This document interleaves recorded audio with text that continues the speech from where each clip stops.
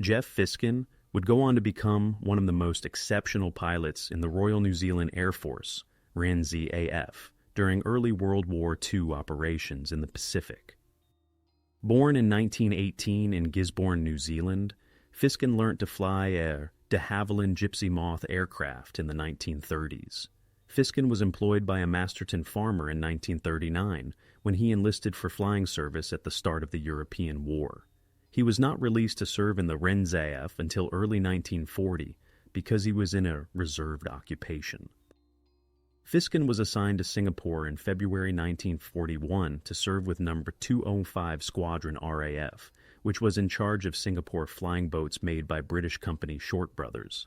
But when he got there, he found that these machines were being moved to No. 5 Squadron RNZAF, so Fisken was dispatched to finish a fighter conversion course using Brewster Buffaloes and Wairarapa trainers from the Royal Australian Air Force, RAAF.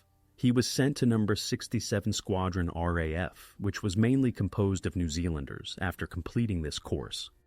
Fisken was assigned to No. 243 Squadron RAF in October 1941 after No. 67 Squadron was sent to Mingaladon, Burma, because to the growing possibility of war with Japan.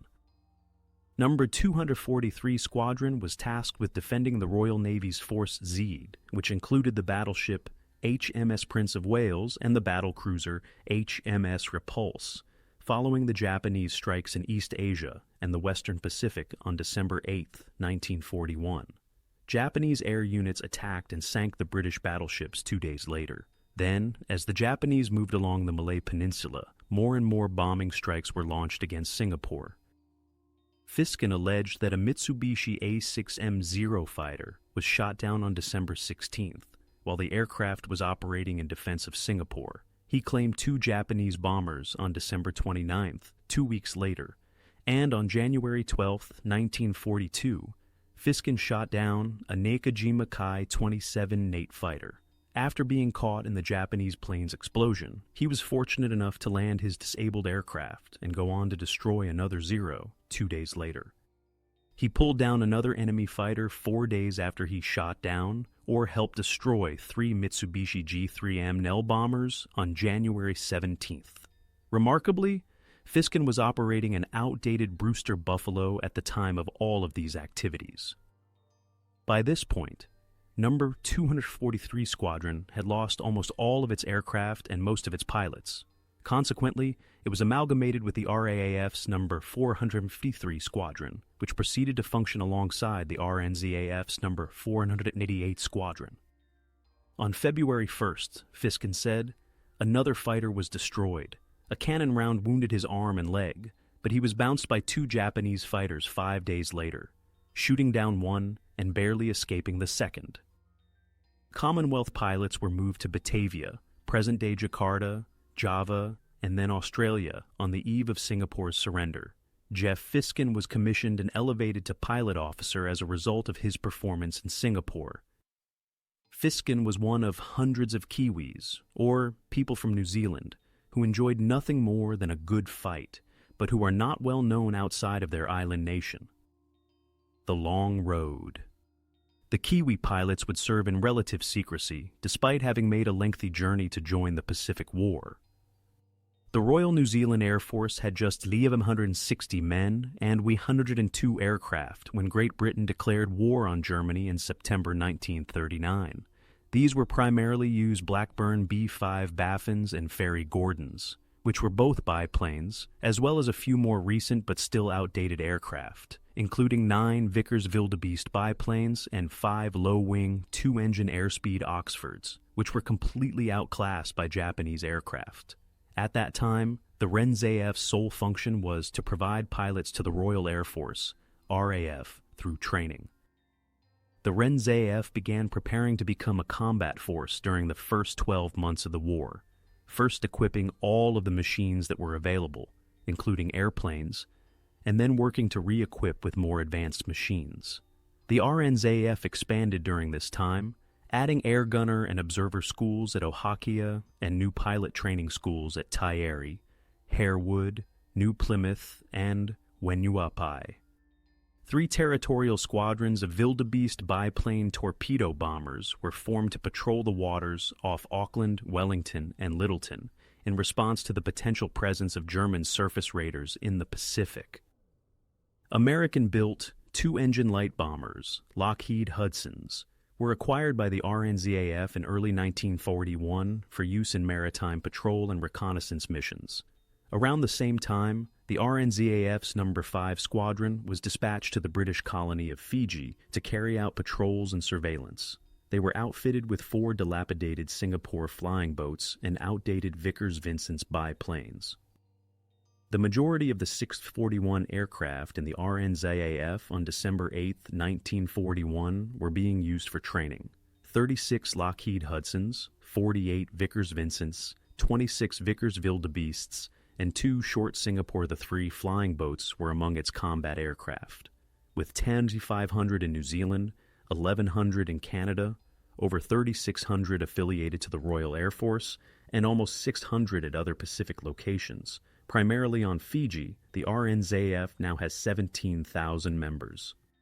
New Zealand received some British aid to help balance its own limited resources, but the majority of the aircraft initially supplied were trainers such as de Havilland, DH-82 Tiger Moth biplanes, Hawker Hinds, light biplane bombers, and North American Harvards, referred to as the AT-6 by the U.S. Army Air Corps and the SNJ by the U.S. Navy.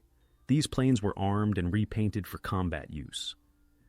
The remaining pilots from the Singapore nose missions were reorganized by the RNZAF in late March 1942. Under squadron leader J.N. Mackenzie, 243 and 488 squadrons were merged into No. 14 Squadron RNZAF. Originally outfitted with outdated Harvards, they were used in a defensive capacity. With limited combat-capable aircraft available at the time, New Zealand looked to the United States for support. There was a lot of debate among the United States, Britain, and New Zealand regarding the RNZAF's equipment and its intended mission in the Pacific Theater. Under Prime Minister Peter Fraser, the government of New Zealand suggested that the RNZAF be increased to 20 squadrons by April 1943, and that some of the squadrons participate in offensive actions against the Japanese. The strategy was sent for review to the joint planning staffs in the United States and Britain. The American Joint Planners advised their chiefs of staff that the RNZAF should be restricted to a strength of 4 light bomber squadrons with Hudsons and 5 fighter squadrons with Curtiss P-40s until April 1943, due to the overall supply position and the fact that the RNZAF's expansion and equipping would require the supply of significantly more than just fighter aircraft. 6 further squadrons with 64 North American B-25 bombers and 48 fighters were suggested by the British Chiefs of Staff. The United States and New Zealand signed a Lend-lease agreement on September 3, 1942. The program eventually gave the RNZAF 297 P-40s. Although the aircraft were originally known as Kittyhawks, the American term Warhawk was applied to later types that came after the P-40K. The RNZAF operated a combination of the 2 variants and called them all Kittyhawks. 6 squadrons, nose, were equipped with this aircraft, 14 through 20. Subsequently, there would be 13 RNZAF fighter squadrons, number 14 through 26, serving in the Pacific. The RNZAF was anchored by P-40s and later Volt F4U Corsairs. There were only 8 active squadrons in the RNZAF by June 1942, 2 in Fiji and 6 in New Zealand. When a detachment of 6 Hudsons arrived at Henderson Field on Guadalcanal in November 1942, No. 3 BR, Bomber Reconnaissance Squadron, became the first RNZAF squadron to fight the Japanese in the Southwest Pacific. The squadron's mission was to conduct reconnaissance and scout for Japanese ships that were trying to transport supplies and personnel to Guadalcanal.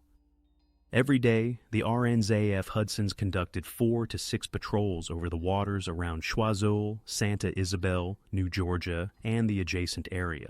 The Hudson was primarily a reconnaissance plane, but it was capable of transporting 4 500-pound bombers, Regular day and night patrols by American and RNZAF aircraft searched the slot, the north-south passage between the Choiseul and Santa Isabel Islands and the New Georgia Group for enemy convoys.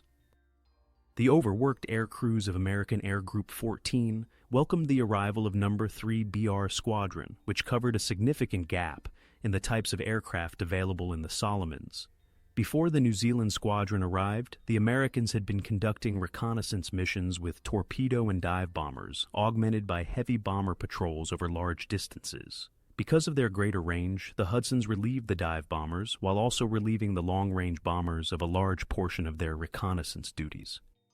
Hudson pilot, Flying Officer George E. Goodsell and his crew saw a Japanese tanker and 2 transports being escorted by a destroyer near Vella La Vella, northwest of Guadalcanal, on their maiden flight from Henderson Field, just 1 day after their arrival. The ship's gunners opened fire on his Hudson as they got closer. Goodsell's plane was then assaulted by 3 Japanese Nakajima float planes. Goodsell avoided the fights and made it back to Henderson safely by expertly navigating the Hudson at as low as 50 feet.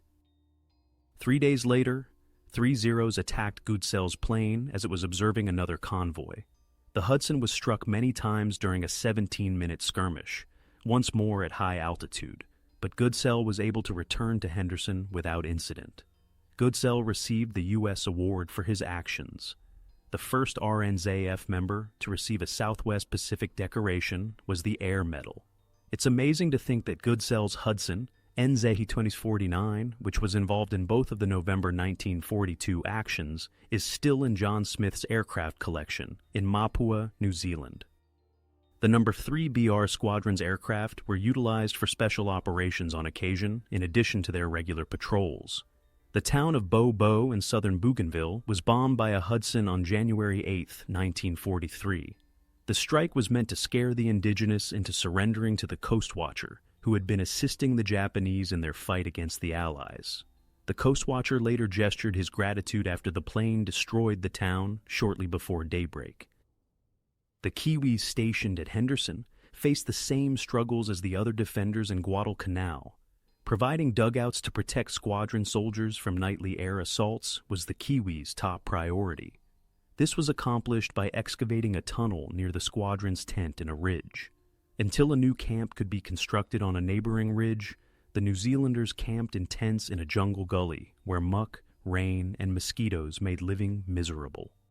In 1942, the Japanese did not launch any more offensive operations in the Solomons after failing to retake Guadalcanal. Rather than focusing on creating outposts on Vella La Vella, Choiseul, and Shortland, they focused on expanding their forward bases at Munda, Vila, and Rakata Bay, and transforming the Bougainville region in southern Bougainville into their main base in the Solomons. They had been deferring the development of these territories for the final 2 months of their Guadalcanal campaign. Additionally, they occupied the majority of Bougainville and sent army reinforcements there. The Japanese were compelled to abandon the use of ships south of Bougainville in favor of barges for resupply operations due to the Allied airstrikes' growing effectiveness on shipping. RNZAF strengthening. Building up enough forces to conduct operations against the Northern Solomons and New Britain was the primary focus of the American command in the South Pacific in the months after the Japanese evacuation of Guadalcanal. The arrival of more squadrons during this time period boosted the RNZAF's strength. The RNZAF started to show off its newfound strength in 1943 when it was sent to forward sites and converted into an offensive force. Established in 1942 under squadron leader A. Crichton, a squadron of Kittyhawks No. 15 arrived on Guadalcanal in April 1943 and would go on to fly more sorties than any other RNZAF fighter squadron in the Pacific, serving at Guadalcanal, Tonga, New Georgia, Espiritu Santo, Bougainville, and Green Island. Local patrols were the first missions carried out by No. 15 Squadron, which started on April 29th. In early May, the squadron flew to support American naval forces and escort American bombers assaulting Japanese air bases at Munda and Rakata Bay, as well as barge concentration areas at Kolombangara. Two RNZAF Kittyhawks shot down a Japanese float plane on May 6th while escorting a patrolling Hudson, marking the squadron's first encounter with enemy aircraft. Another RNZAF squadron, number 14, was assigned to Espiritu Santo in the New Hebrides in April as well. After moving to Guadalcanal on June 11th, the squadron engaged in combat for the first time the next day, taking down 6 Japanese aircraft, including 2 Zeros that were attributed to Singaporean Geoff Fisken. Fisken achieved his last successes on July 4th while flying his P-40, known as the Wairarapa Wildcat, over Rendova. He destroyed a Mitsubishi G4M Betty twin-engine bomber and 2 Zeros. Fisken had 13 wartime victories, but his kills and probables at Singapore were disputed, lowering his total to 10. His air victories in the Solomons were widely known. He was, however, said to have scored more points than any other Commonwealth ace in the Pacific theater. Fisken would be awarded the Empire's Distinguished Flying Cross in September 1943, but in December 1943, he would be medically released from the RNZAF, owing to issues resulting from his injuries sustained in Singapore. American experience had demonstrated that aircrews should only stay in a combat region for a brief period of time in order to be successful, especially when it came to fighter squadrons. Following American practice, the RNZAF assigned its crews to 6-week tours of duty. They went back to New Zealand for training and left after a tour. The United States launched 3 Grumman TBF Avenger torpedo bombers and 19 Douglas SBD Dauntless dive bombers at 9:30 a.m. on May 8, 1943, in order to look for Japanese warships and transports reported in the Blackett Strait, a waterway in the western province of the Solomon Islands. The Marine Corps, accompanied by 32 RNZAF F4U Corsairs and 8 Curtiss P-40 Warhawks of No. 15 Squadron, departed Guadalcanal. The weather forced the TBFs and F4Us to retreat, but the SBDs and P-40s persisted and engaged enemy destroyers close to Gizo anchorage. In 2 sections of 4, flying line abreast, the Kiwi pilots, under the command of squadron leader M.J. Herrick, launched their attack. Approaching a Japanese destroyer that had been run aground under heavy fire, the P-40s launched their attack only a few feet above the sea, leapfrogged over the destroyer, and then returned to wave-top level on the opposite side. The ship was set on fire when the SBDs dove on it and hit it with a 1,000-pounder during the second section strafing run. After that, the New Zealand fighter pilots attacked Japanese landing craft that were attempting to land troops on a nearby island, causing significant casualties. Principal Offensive. The Allies had gathered enough troops and equipment in the South Pacific by mid-1943 to attack Japanese targets in the Central Solomons. The airfield at Munda on New Georgia was the initial target. In order to provide maximum air cover and support to the land forces, the Allied air forces supported the land and naval operations by conducting reconnaissance throughout the Solomons and as far north as Buka and New Ireland. They also had to stop Japanese air operations from New Georgia and southern Bougainville and destroy Japanese naval units that posed a threat to Allied forces in the South or Southwest Pacific.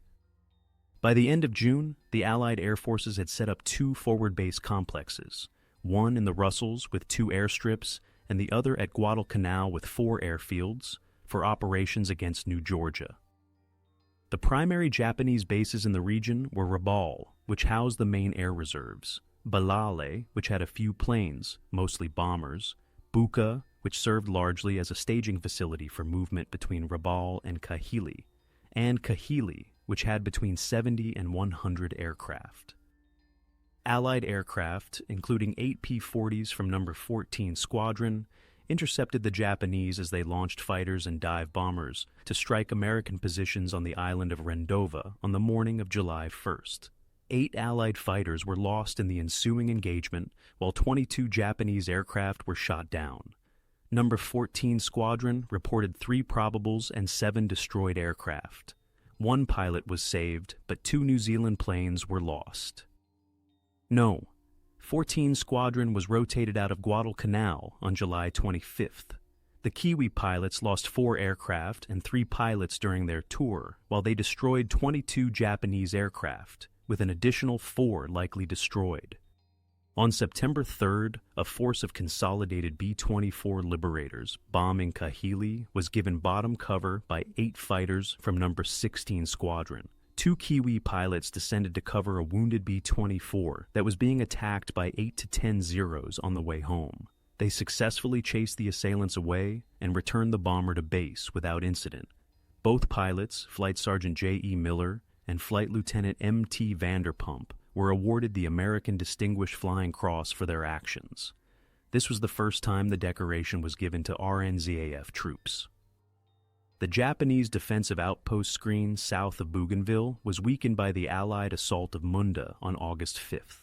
While they maintained sizable air forces in the Bismarcks and Solomons, this brought Allied forces within 120 miles of Japanese air bases at Kahili and Balal. The Japanese had lost so many soldiers in the last several weeks that they had to use all of their strength to defend their outposts in New Britain and Bougainville. On October 1st, Japanese fighters and dive bombers attacked American ships off the coast of Vella La Vella that were transporting soldiers from the 3rd New Zealand Division. No. 15 Squadron's 8 Kittyhawks accompanied 12 U.S. The third of 3 strikes was intercepted by Marine F4U Corsairs.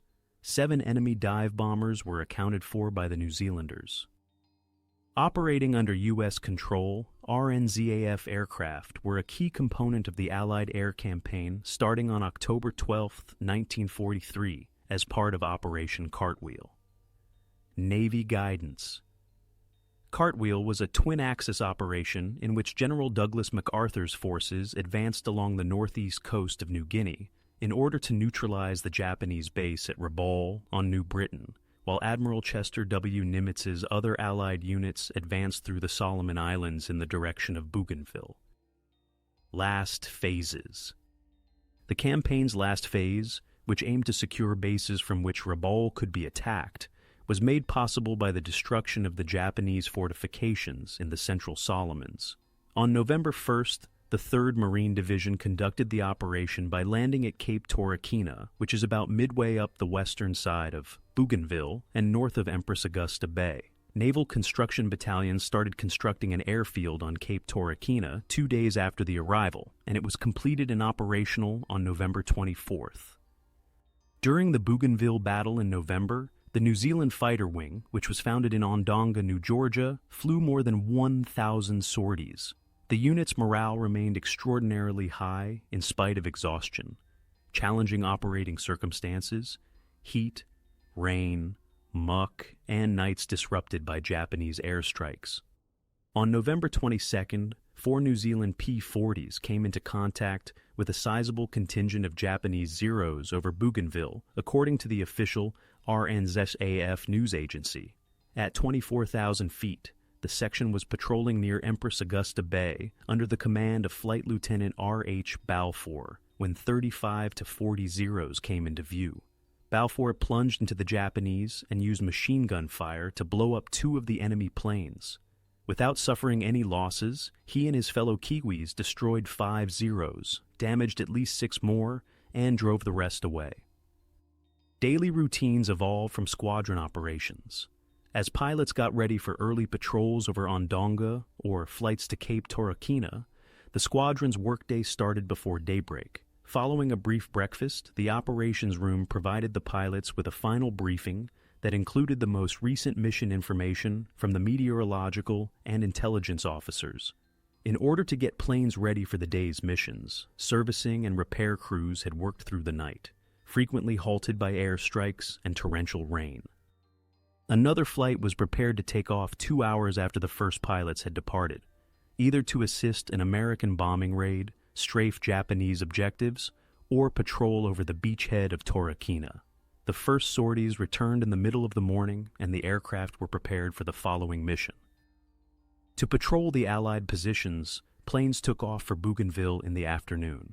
Other responsibilities included providing fighter protection to Allied shipping between Guadalcanal and Bougainville, or accompanying consolidated PBY Catalinas or Douglas Dakotas involved in air-sea rescue missions, transporting supplies to Torquemada. At dusk, the final patrols arrived. Airstrips were built on Bougainville so that land-based fighters with long-range fuel tanks could operate against Rabaul as bomber escorts and on offensive sweeps.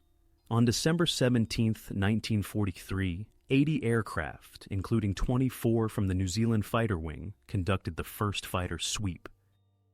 The Kiwis quickly proved themselves, and the P-40s were deployed in all following operations, despite the American Fighter Command's initial desire to avoid using them over Rabaul since they were viewed as inferior fighters. Together with 24 American planes, the New Zealand Wing conducted a sweep over Rabaul on December 24th. The New Zealand squadron formed the two bottom tiers of the force that advanced in a tier-by-tier configuration toward the objective location. About 40 Japanese aircraft climbed up to intercept 10 miles northeast of the town, but each of the New Zealand squadrons chose a group and dove to attack. A series of dogfights ensued as a result of the Japanese formations being broken up. In exchange for the loss of 5 New Zealand pilots, 12 Japanese aircraft were shot down. 4 more were deemed probable, and several others were damaged. Flying close cover. When escorting bombers, the P-40s flew at 18,000 feet as low cover since they were unable to function effectively over 2,000 feet. Medium and high cover came from Corsairs, Lockheed P-38 Lightnings, or American Grumman F-6F Hellcats above them. Staying with the bombers and addressing any enemy fighters who managed to breach the other escort levels was the responsibility of close cover. It required a great deal of flying discipline and a strong will to avoid getting sucked into battle somewhere else. Because they adhered to their tight support responsibilities, the New Zealanders were especially well liked by American bomber crews. Pilots from the New Zealand Fighter Wing had killed 99 definite and 14 probable targets while flying P-40s over the Solomons and Bismarcks. By the beginning of 1944, 5 Hamps were shot down, along with 2 probables. 11 Vals were shot down, 1 Betty, 1 Dave, a Tony probable, and 1 unknown type shot down were among the list's 80 Zeros shot down plus 11 probables. 2 aces, squadron leader P.G.H. Newton and the unwavering flight officer Geoff Fisken were among the 61 Kiwi pilots that carried out the shootdowns.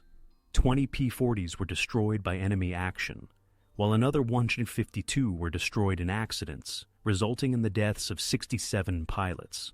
RNZAF Hudsons of No. 1 Squadron and Venturas of No. 3 Squadron also destroyed 4 Japanese aircraft. The RNZAF re-equipped its fighter squadrons with Corsairs in 1944. On May 14th, the first of these squadrons, No. 20, reached Bougainville. The switch to the Corsairs has a number of benefits. First, the United States was already using the model in the Pacific, Marines. Due to the P-40's straight-block V-12 Allison engine, a single bullet might disable the cooling system, and the crankshaft would become unbalanced if one cylinder was lost, which would lead to bearing failure. Radial engines, like those found in the Corsair, did not have these issues. Even if a cylinder was blasted out, such engines could still operate well. Second, the Corsair was incredibly steady in flight and faster than the P-40. Third, even with a full internal fuel load, the Corsair's endurance allowed it to fly for nearly 13 hours. New Zealand bomber and reconnaissance aircraft continued to conduct patrols and searches, initially from Guadalcanal and then from Munda, while the RNZAF fighter wing operated from Ondonga. The outdated Hudsons were replaced with Lockheed PV-1 Venturas for these units. With a top speed of more than 300 miles per hour and a cruising range of more than 2,000 miles, the Ventura was a twin-engine bomber and reconnaissance aircraft. In addition, the Ventura had stronger offensive capability and was more adaptable than the Hudson. The Ventura squadrons frequently conducted strafing and bombing sorties near the Bougainville shoreline. Attacks against enemy barges, encampments, and troop concentrations were carried out by formations of up to 6 aircraft, occasionally assisted by fighters. Typically, the aircraft would bomb the target from a few hundred feet away before strafed it, Each aircraft typically carried 6 500-pound bombs, with fuses designed to postpone the explosions, just enough for the aircraft to escape while flying at low altitudes. Venturas were also assigned to follow the strike group and look for pilots who might have been shot down or had ditched out into the sea in response to the nearly daily attacks on Rabaul. In the event that a downed airman was discovered, the Ventura crews would alert a Catalina to perform a rescue and, if feasible, would stay over the location until the Catalina got there. Aircraft were dispatched in pairs for mutual protection, as these survivor patrols tracked the attacking forces near Rabaul, where they might run across Japanese fighters. A running battle broke out after 6 to 9 Zeros attacked a Ventura that was cruising over the mouth of St. George's Channel just outside of Rabaul during one such raid. 3 Japanese planes were shot down, and 2 others may have been destroyed as a consequence of skillful piloting, effective fire management, and precise gunnery. The Ventura, while suffering significant damage, returned safely to base.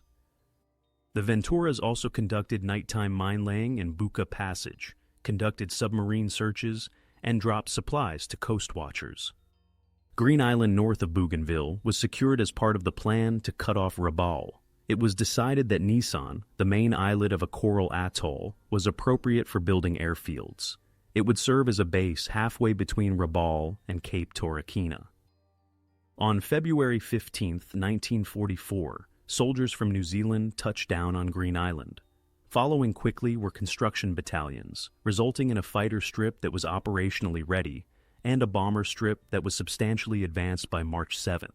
Fighters were able to arrive in Rabaul without the need for long-range fuel tanks because to the utilization of Green Island. In the Admiralty Group, northwest of Rabaul and across the Bismarck Sea, troops from General MacArthur's Southwest Pacific Command touched down on Los Negros on February 29th. The 4th Marine Regiment, 3rd Marine Division, then took over Emerau, north of New Ireland, on March 20th. By cutting off 5,000 Japanese on New Britain and New Ireland, and another 3,000 on Bougainville and Choiseul, these landings finished encircling Rabaul. The Japanese lost 126 heavy aircraft in January, and an additional 58 in the first half of February in 1944. After determining that air cover over Rabaul could no longer be maintained, they withdrew the broken remains of their squadrons. Only 70 of the 300 Army and 700 Imperial Japanese Navy planes that had been flown into Rabaul in 1942 and 1943 were still there in February. On February 13th, as aircraft of No. 18 Squadron were accompanying American TBFs on a bombing operation against Guadalcanal, a key airfield of the Rabaul complex, the RNZAF and Japanese fighters engaged in their final combat. 25 Zeros responded to the raid. 1 P-40 was lost and 2 were shot down. These were New Zealand fighter pilots' final 2 known kills in the Pacific. However, the RNZAF was far from complete. Role change. The RNZAF's new Corsairs were converted from fighter escort to fighter bomber operations since there was no enemy air opposition. From airfields on Bougainville, 2 Avenger squadrons and 1 Dauntless squadron contributed to bombing operations. Bomber and reconnaissance squadrons armed with Venturas raided Japanese strongholds in the northern Solomons, while No. 6 Flying Boat Squadron flew over the region conducting marine reconnaissance and rescue missions using Catalinas. Combat activities were dangerous, even though the threat of Japanese aircraft had all but vanished. Flight Sergeant Rip Riper was part of a section of 4 Corsairs that had departed Bougainville to bomb a target at Rabaul in one event. For over an hour, Riper flew in a close formation through clouds, ranked 4th in the section. The flight leader turned abruptly over Rabaul. It appears that during the turn, the No. 2 aircraft, which was on the leader's left, lost its bearings and struck the leader. The young and terrified Riper had to make his journey back to Bougainville by himself after both planes exploded, with the impact of the first 2 causing the 3rd plane to explode as well. RNZAF crews successfully rescued 28 soldiers from the sea between Bougainville and the Gazelle Peninsula. A Catalina with fighter escort was dispatched to patrol south of New Ireland to pick up any downed pilots whenever strikes were launched against Rabaul. The future of the RNZAF became a topic of much debate between New Zealand and American officials as the South Pacific War seemed to be coming to an end.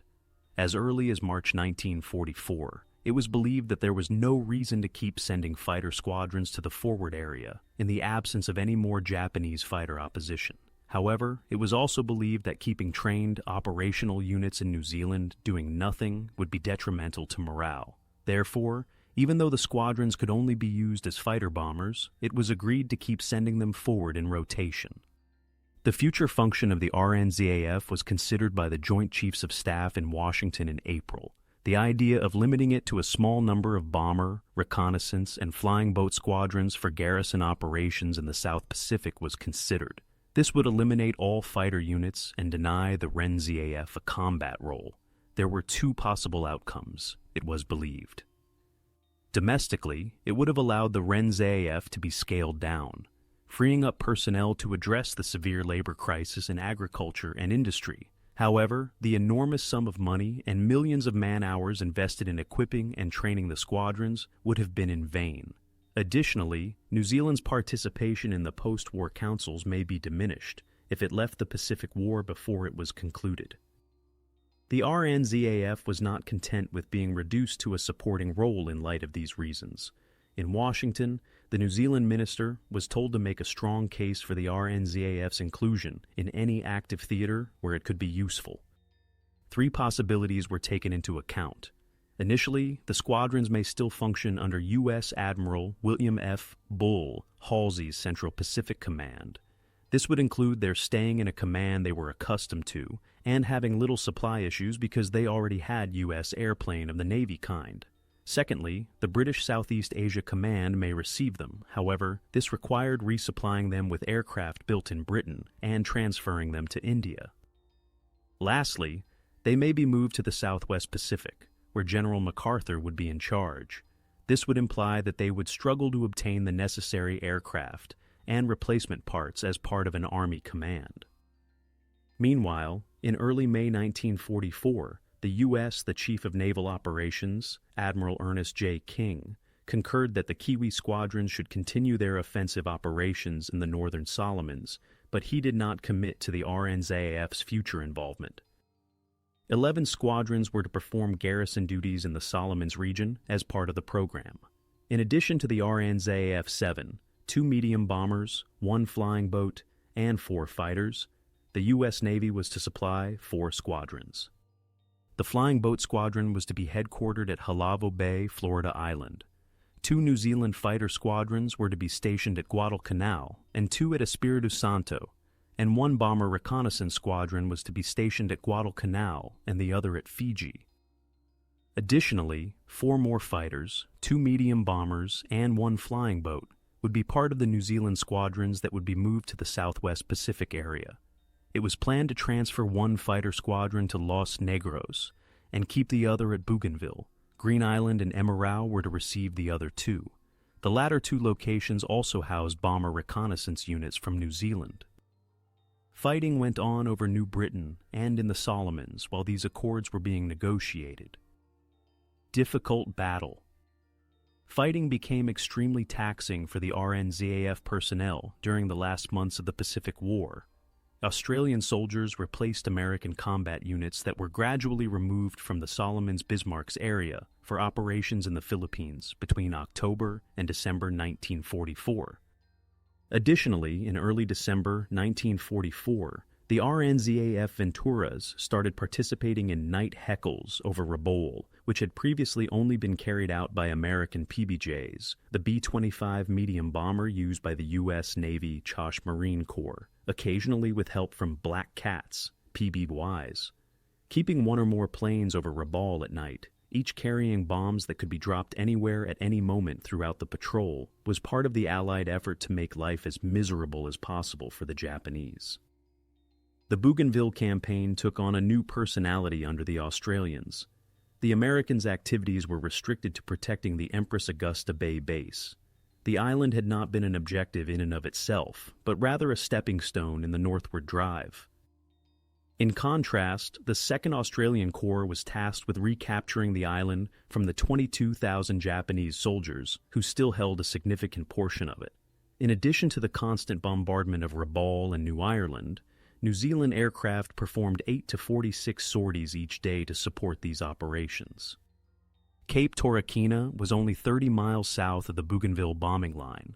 Close support bombing runs were frequently used in strikes to help the Australians move toward the southern tip of the island. Typically, the bombs were depth charges or 1,000-pound heavy explosives. The latter had minimal metal casing and were nearly always explosive. A detonator was installed on the end of a 21 2-foot rod that protruded from the bomb in both varieties. Known as daisy cutters, their purpose was to clear the jungle by detonating just above ground level without creating a hole too deep that would impede an advance. Dark times. When a Kiwi pilot was shot down during a bombing mission on Japanese forces on Bougainville, it served as a stark reminder of the brutality of the Pacific War. Australian troops were supported by the bombardment, and when the pilot dropped out, the Australians rushed to the spot where he would have landed.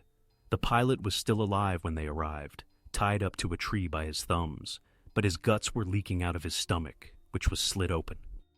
On January 15, 1945, the RNZAF experienced yet another gloomy day. One of the 36 Corsairs from No. 14 and 16 squadrons, flying from Green Island and No. 24 from Bougainville, were shot down by anti-aircraft fire during a strike on Towboy Wharf in Simpson Harbor at Rabaul. Flight Lieutenant Francis George Keefe of No. 14 Squadron piloted the F4U and was able to bail out, landing in the port. Keefe, a superb swimmer, swam for the harbor entrance. He made good progress for a while. He had been swimming for 6 hours when the tide and wind shifted in the middle of the day, at which point he started to drift back up the harbor. While groups of Corsairs stood guard overhead to thwart Japanese attempts to seize Keefe, a rescue force was promptly prepared. At Green Island, 2 bamboo rafts were prepared and placed onto a Ventura with the intention of dropping them to the pilot who had been killed. An American Catalina pilot circling just beyond the harbor entrance spotted Keefe and repeatedly asked permission to land and pick him up as 2 Corsairs circled above Rabaul, waiting for the Ventura to arrive. Because of the threat posed by Japanese coastal and anti-aircraft weapons, the officer in charge, Squadron Leader Paul Green, the commander of No. 16 Squadron, turned down the request twice. 12 more Corsairs joined the Ventura when it arrived, and their job was to strafe the waterfront of Rabaul while the Ventura dropped the rafts. Despite Keefe's failure or inability to reach the rafts, everything proceeded according to plan. After that, the rescue was called off, and all planes were told to head back to base. The Corsairs came into a tropical storm front that extended over the horizon and down to sea level about halfway back to Green Island. As visibility decreased due to the storm and darkness, the aircraft had to maintain a close formation with few navigation aids. Only the other plane's navigation lights were visible to the pilots during their flight. One of the Corsairs crashed at Green Island while it was approaching the landing, 5 crashed into the water, and a 7th just vanished. In addition to Flight Lieutenant T.R.F. Johnson, Flight Officer G. Randall, and Flight Sergeant R.W. Albrecht, from No. 16 Squadron, the pilots who lost their lives were Flight Lieutenant B.S. Hay, Flight Officer A.N. Saward, Flight Sergeant I.J. Monroe, and Flight Sergeant J.S. MacArthur from No. 14 Squadron. Japanese soldiers captured at Rabaul said that Keefe had swum ashore after the war. He was captured with an injured arm and passed away a few days later.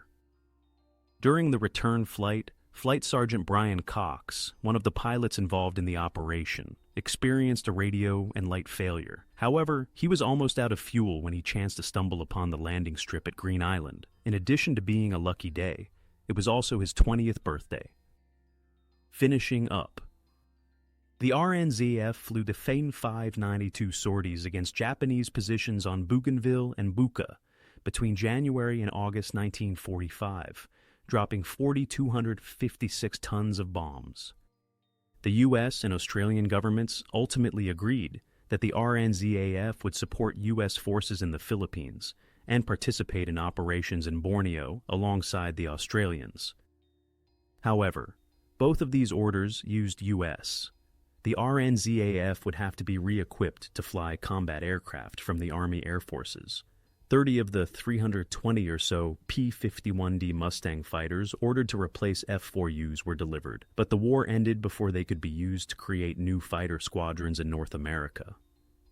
56 pilots were killed or missing, and one pilot was killed as a prisoner of war.